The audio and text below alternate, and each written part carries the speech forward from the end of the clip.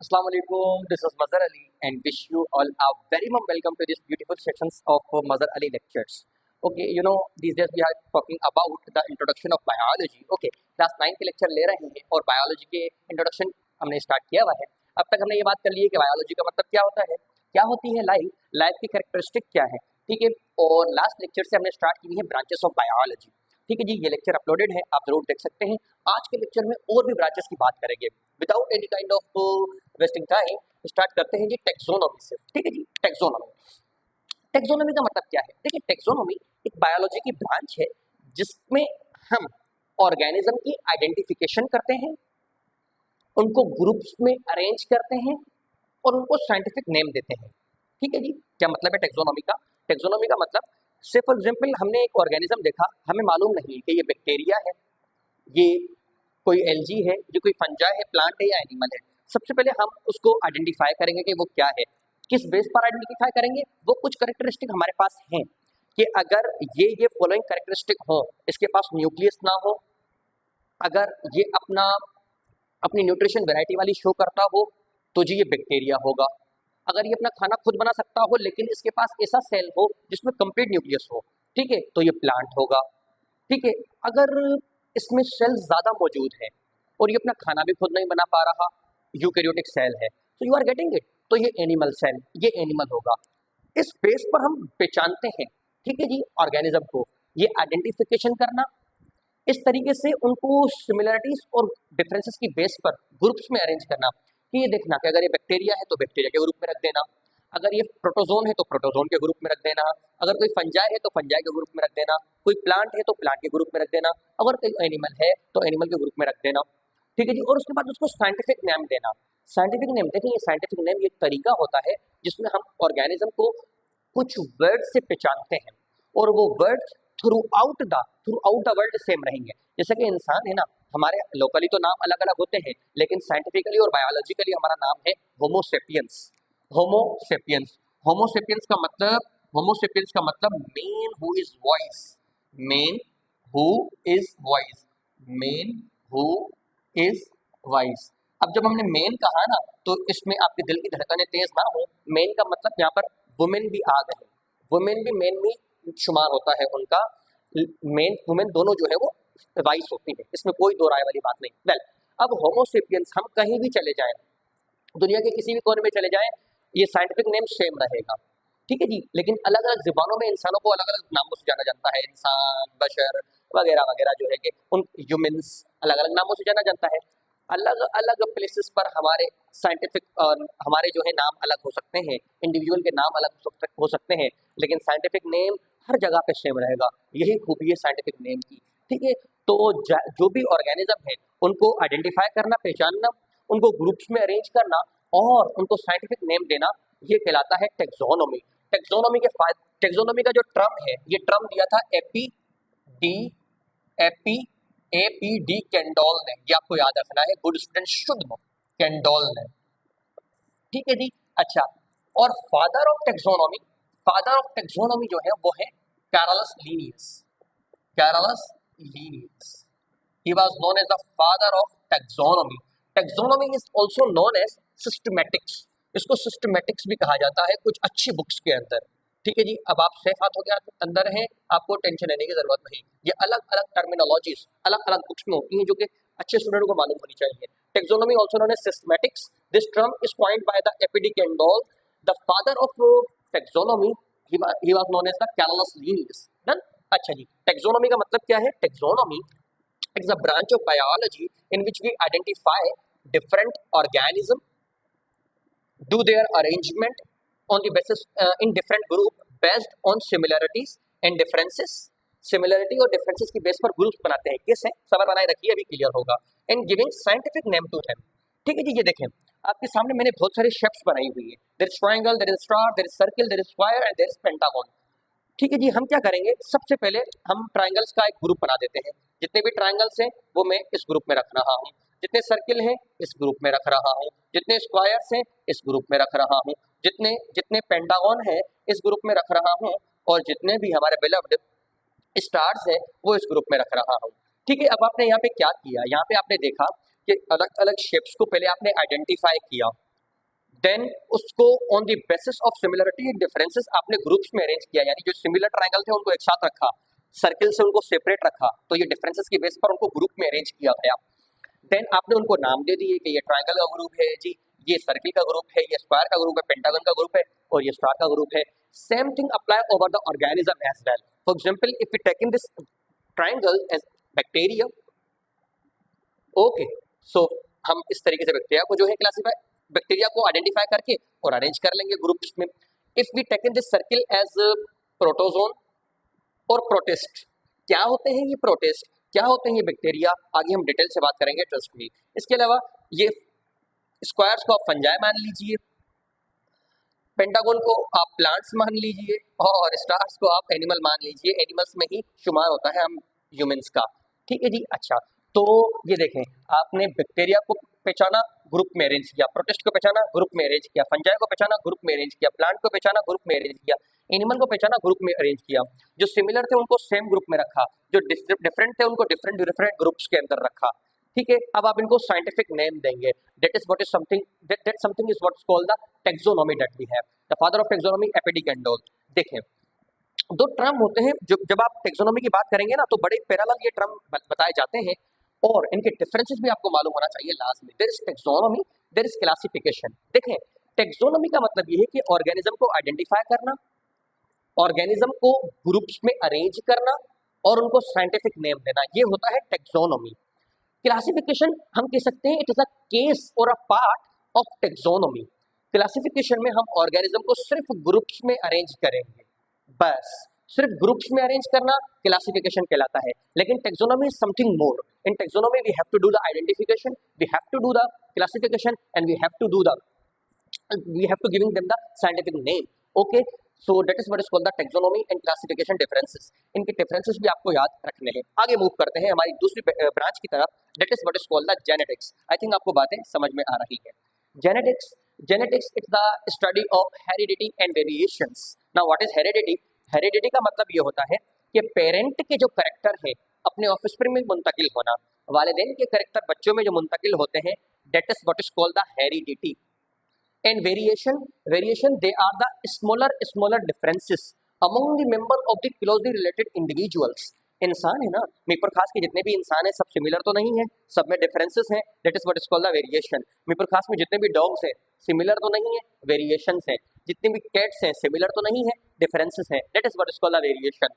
और जेनेटिक्स और वेरिएशन की स्टडी को हम I mean heredity and variation की स्टडी को हम जेनेटिक्स कहते हैं, ठीक है जी। अच्छा, जब हम पढ़ेंगे ना आगे चल के सेल, आपको याद रखना है cell is a structural and functional unit of life. Cell के अंदर मौजूद होता है, सेल के सेंटर में देयर इज न्यूक्लियस, ठीक है जी। और न्यूक्लियस के अंदर हमारा जेनेटिक मटेरियल मौजूद होता है, that is what is called the DNA, ठीक है जी। अगर हम जेनेटिक मटेरियल डीएनए की बात करें तो डीएनए बहुत स्मॉलर यूनिट से बना हुआ होता है मिलकर। These smaller unit is nothing but the genes, ठीक है जी। जीन्स हम कह सकते हैं they are the unit of DNA, simple definition है यूनिट ऑफ डीएनए। जीन्स वो होते हैं जो कि प्रोटीन की फॉर्मेशन करें। अब देखें ये टर्म जो है मुश्किल नहीं है, आगे आपको क्लियर होंगे जरूर, ठीक है जी। अच्छा, जीन्स की भी बात हम जेनेटिक्स के अंदर ही करते हैं और जीन हमें हमारे पेरेंट्स से मिलते हैं, ठीक है जी। तो अब तक मैंने आपको क्या समझाया है? मैंने सिर्फ आपको टेक्सोनोमी और जेनेटिक्स के बारे में बताया है। The father of genetics he was Grigor John Mendel. Grigor John Mendel, Grigor John Mendel बात करेंगे, बड़ी बड़ी जो है कि respected scientist Grigor John Mendel, ठीक है जी। और उन्होंने ही फाउंडेशन रखी है इस पूरे के पूरे जेनेटिक्स की।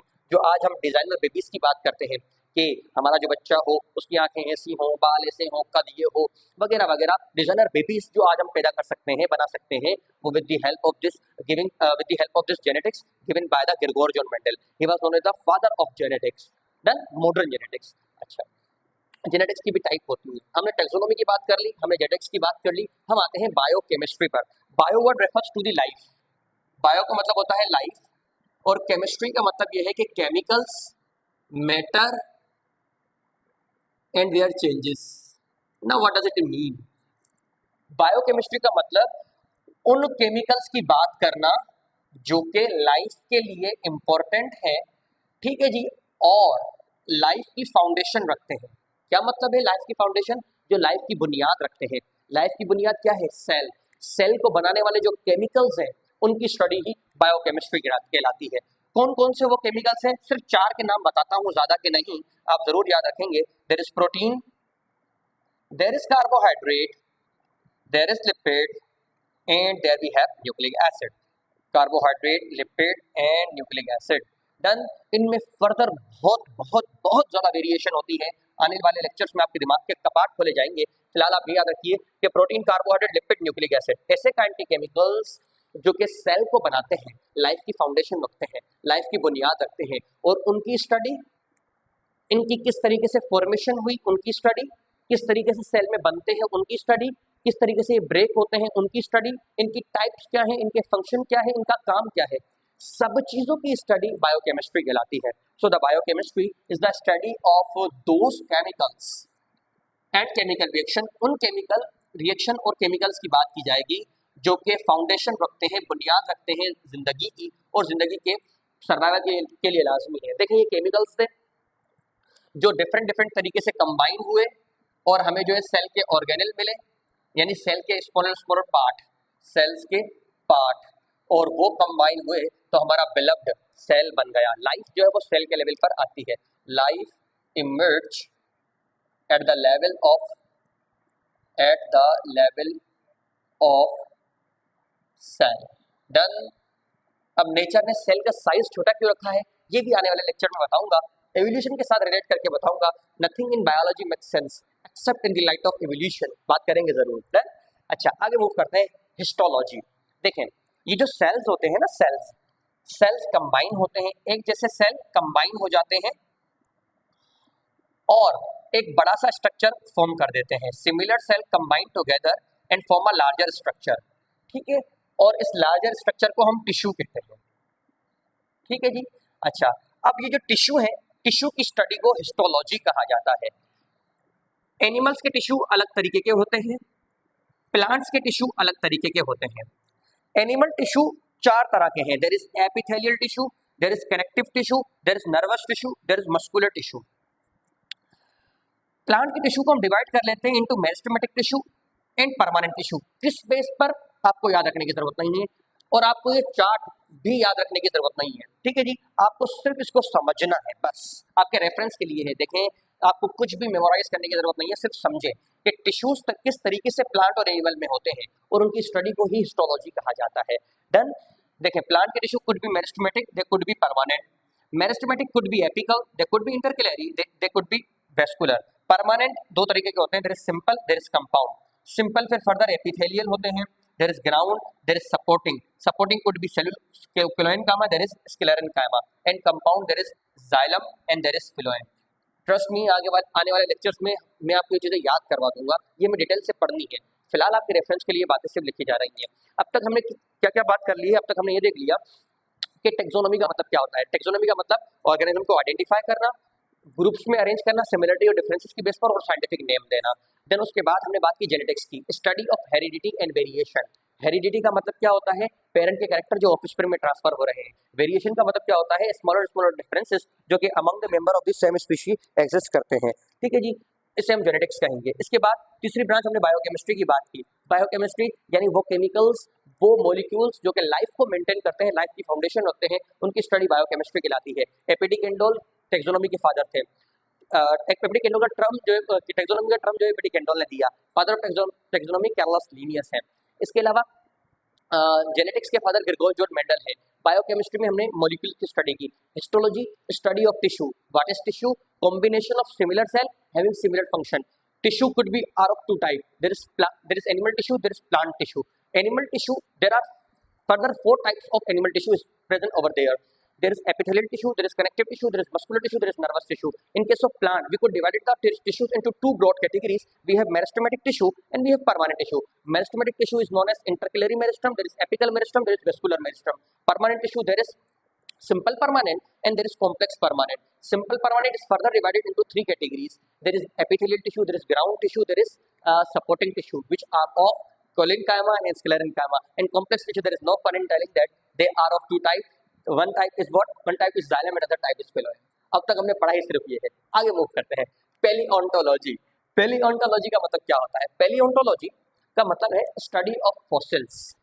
फॉसिल्स फॉसिल्स का मतलब वो एनिमल, वो प्लांट, वो ऑर्गेनिज्म जो पहले मौजूद थे लेकिन आज मौजूद नहीं है, उनकी सिर्फ बॉडीज हमें मिलती हैं, उन्हें फॉसिल कहा जाता है। जैसे कि डायनासोर पहले थे आज नहीं है, सिर्फ उनके बॉडी के हार्ड पार्ट जो है, दोनों कानों से सुनिएगा, जैसे कि दांत हो गए, जैसे कि बोन्स हो गई, और सिर्फ दांत और बोन्स ही नहीं, अगर उनकी छाप भी मौजूद है, जी हाँ, पत्थरों पर बस उनका उनका छाप मौजूद है। हमारे पास आज ऐसी टेक्निक्स है कि उन छाप की मदद से हम पूरा एनिमल का 3D मॉडल बना सकते हैं। से फॉर एग्जाम्पल हमें एक पत्थर दिखा जिसमें छाप बनी हुई थी एनिमल की, ठीक है, हम पूरे का पूरा एनिमल जनरेट कर सकते हैं with the help of different techniques.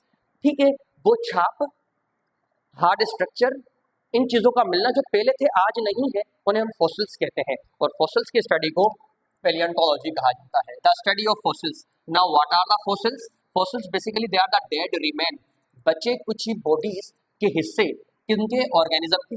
Plant भी हो सकता है इसके अंदर, एनिमल भी हो सकते हैं, सिंपल उनकी बॉडी का शेड भी हो सकता है, रिफ्लेक्शन शेड भी हो सकता है उनकी बॉडी का। देन एक फॉसिल के बारे में आपको बताना चाहूंगा, that is what is called the archaeopteryx lithographica. Archaeopteryx lithographica, archaeopteryx lithographica, it is the fossil of lithographica. It is a fossilized bird.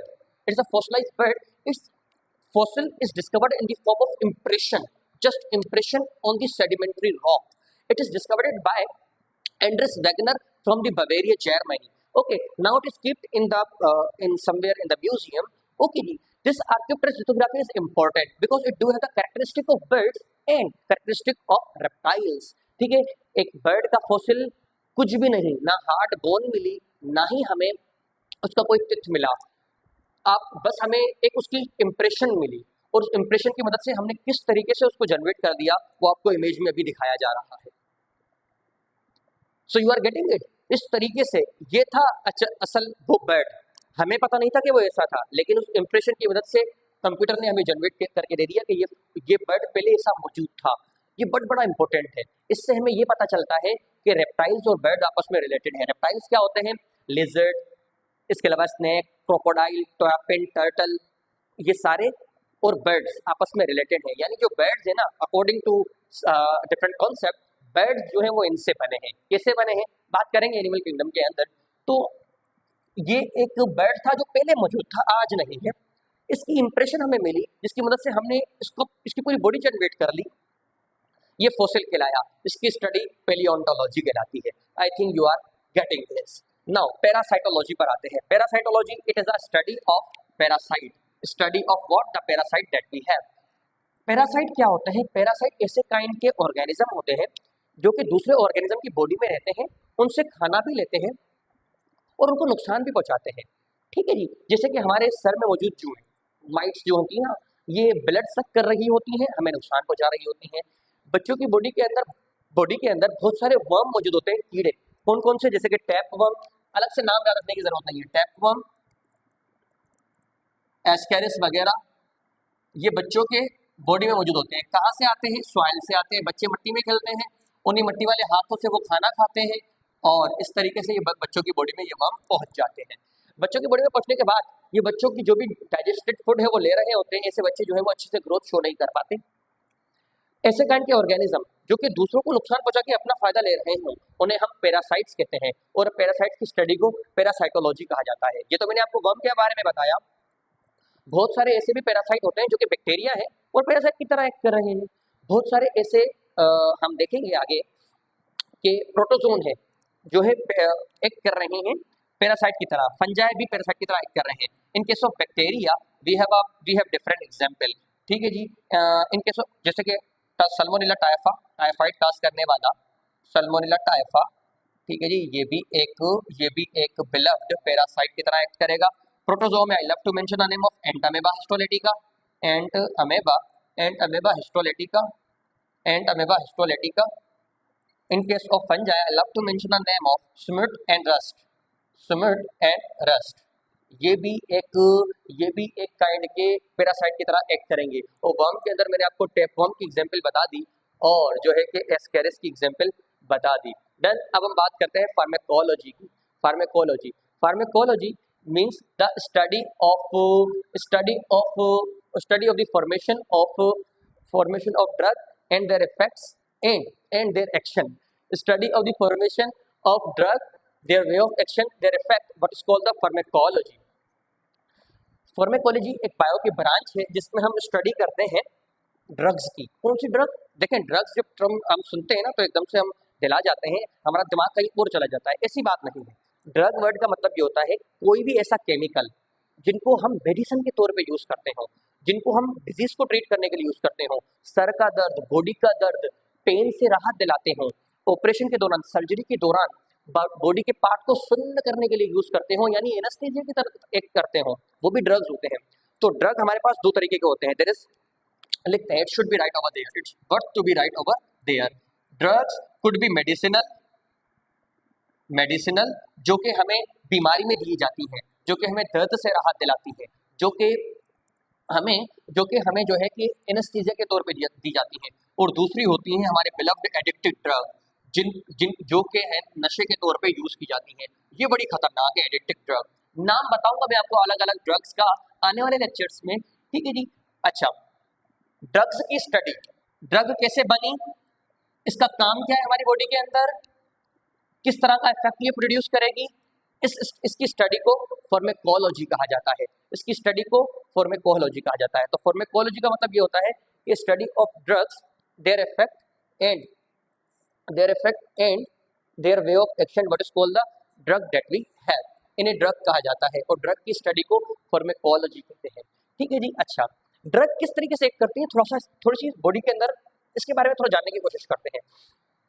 देखें, ड्रग चाहे कोई भी हो, हम पहले बात करते हैं मेडिसिनल ड्रग की, यानी ऐसी ड्रग जो कि बीमारी के तौर पर, इलाज के तौर पर, दर्द को कम करने के तौर पर, एनेस्थीसिया के तौर पर दी जाती है। और दूसरी जो है वो एडिक्टिव ड्रग है, बड़ी खतरनाक होती है। हम ये भी बात करेंगे आने वाले लेक्चर्स में कि पर्सन क्यों एडिक्टेड हो जाते हैं, ठीक है, किसी चीज़ के। गेम का एडिक्शन होता है, there is addiction to the drug, drug addiction कहलाता है, गेम एडिक्शन कहलाता है, इंसान का एडिक्शन होता है, लव एडिक्शन कहलाता है। डिफरेंट एडिक्शन होते हैं। We will talk about those different kind of addiction as well, and we also talk about why person become addicted to different kind of substance. Okay जी, what are the differences basically between these medicinal and addictive drugs which cause the organism, which cause the human to depend over these drug much more as compared to the medicinal drug। आने वाले lecture में detail से बात करेंगे। मैं आपको बता रहा था, जब कोई भी हम ड्रग लेते हैं, ठीक है जी, कोई भी दवाई हमने ली, वो बॉडी के अंदर ब्रेक होगी डाइजेस्टिव सिस्टम के अंदर, और डाइजेस्टिव सिस्टम में ब्रेक होने के बाद ये इसके जो कंपोनेंट हैं वो एब्जॉर्ब होंगे ब्लड के अंदर, ठीक है जी। ब्लड के अंदर एब्जॉर्ब होने के बाद हमारा जो सीएनएस है, ब्रेन जो है, वो उसको डिफरेंट पार्ट में डिस्ट्रीब्यूट कर देगा। अच्छा, ब्लड के थ्रू ही डिस्ट्रीब्यूट हो जाएंगे।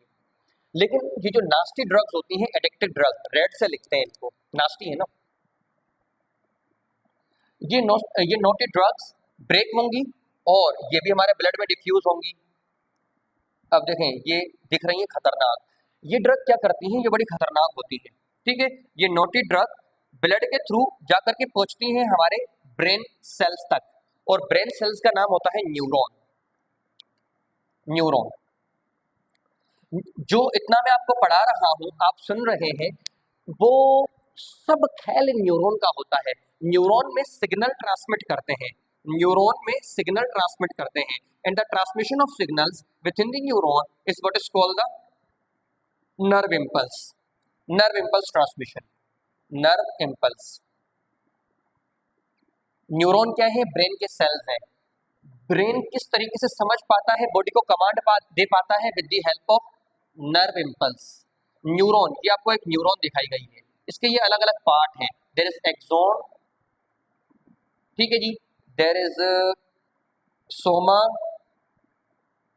एंड देयर इज डेंड्राइट, अलग अलग पार्ट है। डन। ये जो एक्सॉन है, एक्सॉन के अंदर ये इम्पल्स ट्रांसमिट होते हैं। ये जो नोटी बैक्टीरिया है ना, ये नोटी बैक्टीरिया क्या करते हैं कि इन इम्पल्सेस को पकड़ लेते हैं, इन इम्पल्सेस को जब पकड़ लेंगे तो आप मुझे बताओ कि हम कोई सिग्नल ट्रांसमिट हो पाएगा ब्रेन में? नो। जब कोई सिग्नल ट्रांसमिट नहीं हो पाएगा, ब्रेन सोच पाएगा कि क्या करना है, किस तरीके से रोकना है? नो। सो इस तरीके से ये सिग्नल्स को वीक कर देते हैं। Hold the signals. ओके, किस तरीके से वो डिटेल हमें नहीं देखनी, तो आपको याद रखना है कि जो नोटी ड्रग्स होती हैं ये इम्पल्स को होल्ड कर लेती हैं। इम्पल्स जब ट्रांसमिट नहीं होंगे तो ब्रेन जो है वो काम भी अपना नहीं दिखा पाएगा।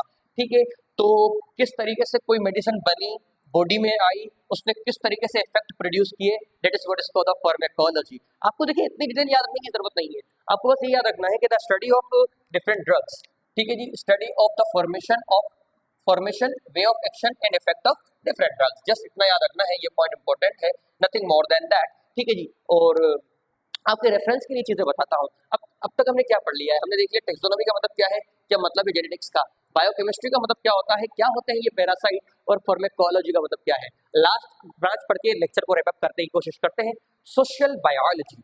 सोशल बायोलॉजी नाम ही कहानी सुना रहा है, यानी एक ऐसे काइंड की बायोलॉजी जिसमें हम सोशल इंटरेक्शन की बात करेंगे। सोशल इंटरेक्शन किन के दरमियान? लिविंग ऑर्गेनिज्म के दरमियान। लिविंग ऑर्गेनिज्म जो है, हम इंसान के दरमियान भी सोशल इंटरेक्शन होते हैं। ठीक है, हम एक दूसरे का फायदा ही चाहते हैं, ऐसा ही है, हम तो दूसरों का फायदा ही चाहते हैं। इसी तरीके से दूसरे जो एनिमल्स हैं, अगर हम इंसेक्ट को देखें, हनी बीज, वो भी कॉलोनी के अंदर रहती हैं। ठीक है, इसके अलावा टर्माइट्स, आंट्स कॉलोनी की फॉर्म में रहते हैं। ठीक है, तो ये जो कॉलोनियल एनिमल होते हैं, अगर हम बात करें बबून्स की, चिंपैंजी की, तो वो भी कॉलोनी में रहते हैं, एक दूसरे को फायदा पहुंचाते हैं। चिंपैंजी बबून जो होते हैं ना, ये कॉलोनी के फॉर्म में रहते हैं। ठीक है जी, और किस तरीके से फायदा पहुंचाते हैं वो हम देखेंगे। इसके अलावा हम देखेंगे देयर इज निडेरियन। बात करेंगे जब हम एनिमल किंगडम की, तो वाटर के अंदर मौजूद कुछ ऑर्गेनिज्म होते हैं, निडेरियन के नाम से जाना जाता है उनको, वो भी कॉलोनी की फॉर्म में रहते हैं। ठीक है जी, उस कॉलोनी के अंदर कुछ मेंबर का काम है अंडे देना, गोनोजोइड खिलाते हैं वो। I love to write over there, gonozooid अंडे देंगे वो इंडिविजुअल। कुछ होंगे गेस्ट्रोजोइड, पूरी कॉलोनी के लिए फूड लाएंगे, और कुछ होंगे डेक्टेलोजोइड जो कि पूरी कॉलोनी की प्रोटेक्शन करेंगे, जोइड। ठीक है जी, तो देखें इनके बहुत सारे इंडिविजुअल थे। कुछ इंडिविजुअल ने डिसाइड किया कि हम अंडे देंगे, कुछ ने डिसाइड किया कि हम फूड लेके आएंगे, कुछ ने डिसाइड किया कि हम प्रोटेक्शन प्रोवाइड करेंगे। ठीक है जी, तो इस तरीके से एक इंटरेक्शन डेवलप कर गया, कॉलोनी डेवलप कर गई, और इनकी स्टडी को ही हम सोशल बायोलॉजी कहते हैं, एग, फूड और प्रोडक्शन।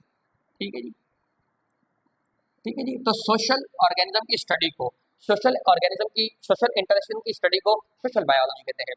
इंसेक्ट की कॉलोनी में, जैसे कि I love to mention the name of bees and ants. Ants जो है वो कतार में चलती है। ठीक है जी, कतार में चल रही होती हैं और एक दूसरे को इंडिकेशन दे रही होती हैं about direction of food. Ants जो है वो इंडिकेशन दे रही होती हैं अबाउट फूड। अच्छा, ये कतार में चल रही होती है, कैसे इनको पता चलता है इनका रास्ता? ठीक है जी, तो मैं आपको जरूर बताना चाहूंगा, ये प्रोड्यूस कर रही होती हैं कुछ काइंड के chemicals, and these kind of chemicals is known as pheromone. Pheromone basically they are the biochemicals which secrete by one member and perceived by the same member of the same species। ठीक है जी, फिरोमोन, इनसे इनको पता चल रहा होगा कि भाई इस डायरेक्शन में फूड मौजूद है और आगे चलो। प्राइमेट्स का मतलब क्या होता है? देखें, प्राइमेट्स में आपको वर्बली बता देता हूँ। प्राइमेट्स वो होते हैं जिनमें ये अपोजिबल थंब हो, और भी कैरेक्टरिस्टिक हैं। प्राइमेट्स में आते कौन कौन है, हम ये देखते हैं। प्राइमेट्स में शुमार होता है ह्यूमंस का, एप्स का, मोंकीज का, चिंपैंजी, ओरेंगुटन, ये सब जो है इंसानों के साथ शुमार होता है इनका प्राइमेट्स के अंदर, ओरेंगुटन। आपको इतना याद रखने की जरूरत नहीं है, आप बस याद रखो कि जो प्राइमेट्स हैं वो कॉलोनी की फॉर्म में रहते हैं, हम भी कॉलोनी की फॉर्म में रहते हैं। ठीक है, वो किस तरीके से, वो हम बात करेंगे कि पहले के इंसान जंगल में रहते थे, उन्होंने किस तरीके से सोचा कि हमको सिविलाइज तरीके से रहना चाहिए, घर बनने का तरीका कैसे आया, फैमिलीज किस तरीके से बनी, एवोल्यूशन से रिलेट करके बताऊंगा जब आपके दिमाग के कपाट खुलेंगे जरूर। एप्स, मोंकीज, चिंपैंजीज, ओरेंगुटन, ये भी इस तरीके से रहते हैं। इनके जो मेल होते हैं, मेल की बड़ी जिम्मेदारी होती है, मेल ही डिसाइड करता है कौन सा इंडिविजुअल कॉलोनी के अंदर आएगा, कौन सा नहीं आएगा, कौन सी फीमेल जो है कॉलोनी से जाएगी, कौन सी नहीं जाएगी। ठीक है जी, कौन खाना लाएगा, कौन फैमिली के अंदर रहेगा, किसको जाने का टाइम हो गया है, कौन पेड़ों पर सोकर खतरे को बांपेगा, वगैरह वगैरह। इस तरीके से इनकी जिम्मेदारी होती है और इनके इन इंटरेक्शन को हम सोशल बायोलॉजी कहते हैं। ठीक है जी, सो आज के लेक्चर में हमारे पास इतना ही था। आई होप आपने आज बहुत सारी बातें नहीं सीखी होंगी। अगर हाँ तो हमारे वीडियो को लाइक जरूर करना है, चैनल को सब्सक्राइब करना है। तो आपसे मुलाकात होगी नेक्स्ट लेक्चर में। टिल देन अल्लाह हाफिज़।